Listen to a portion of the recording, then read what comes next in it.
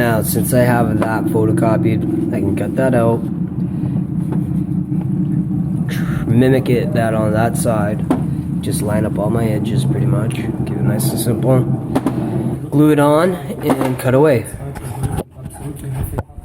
Pretty simple. One thing I didn't say, you gotta trace it. That or upload it on your computer, reverse the image. I find it's easier to trace it just because you know your outline after. It's like doing a stencil for a tat.